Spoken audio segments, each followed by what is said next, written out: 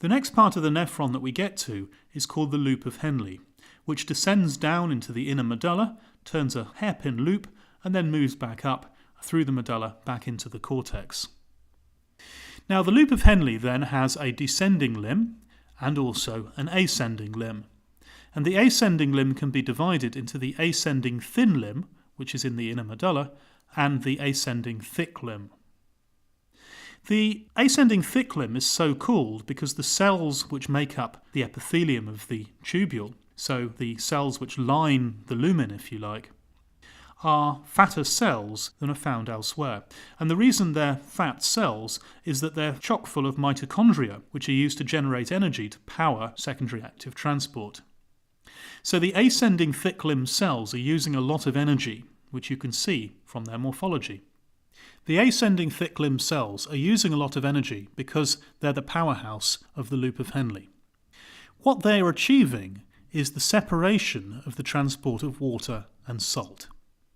In effect, they're able to pump sodium chloride out of the tubular lumen into what's called the medullary interstitium, which is just the extracellular fluid within the medulla. But water is not allowed to follow. And so, as a result of their pumping, the interstitium of the medulla becomes more concentrated in sodium chloride, whereas the contents of the tubule becomes more dilute. Now, the descending limb of the loop of Henle, you can see that this is very narrow. The cells here are narrow cells, they're small, they don't have lots of mitochondria, they're not energetically active. And in fact, these cells don't do anything very active at all. What the descending limb of the loop of Henle does is it's involved in the reabsorption of water. It's permeable to water. So as the tubular fluid moves down the descending limb and it's exposed to the more concentrated fluid in the medullary interstitium around it, water will leave osmotically, progressively as you move further and further towards the inner medulla. So water is absorbed all the way down till you get to the bottom. Then the fluid does a bit of a loop, it comes back up, and at the point where it reaches the ascending thick limb cells, they pump out the sodium chloride and then make the fluid more dilute.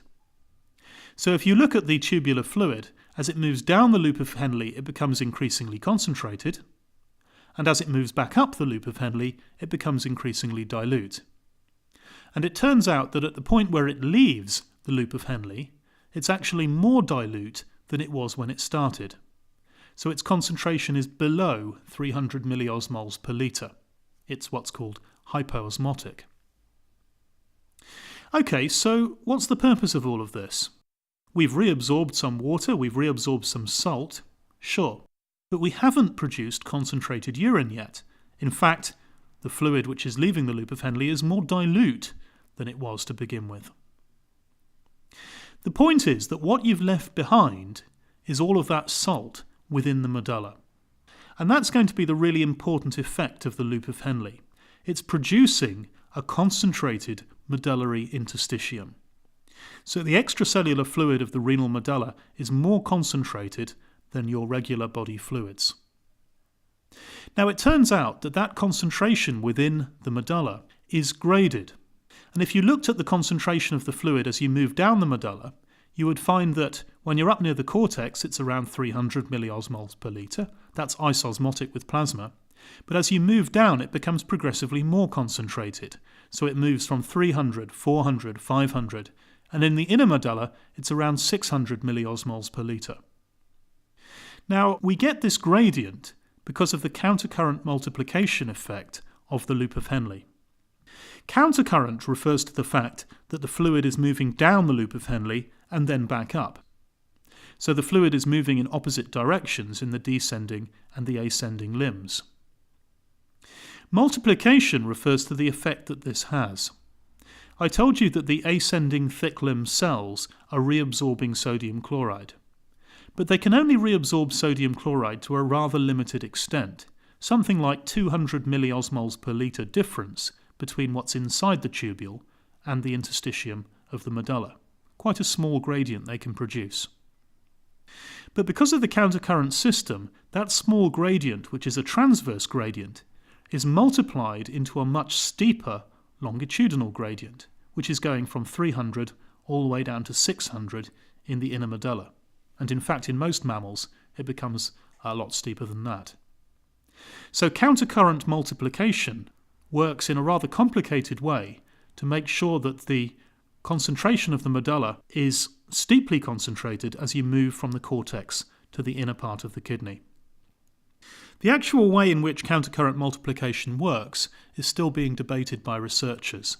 Textbooks present you with relatively simple models which are actually rather inaccurate and aren't backed up by the latest data. So how it's working is actually very complicated indeed, but the upshot is clear. And just to recapitulate, as you move down the descending limb, water is reabsorbed. As you move up the ascending limb, salt is reabsorbed. And the end result of all of this is that we get an increasingly concentrated renal medullary interstitium, with the most concentrated sodium chloride in the innermost portion of the inner medulla.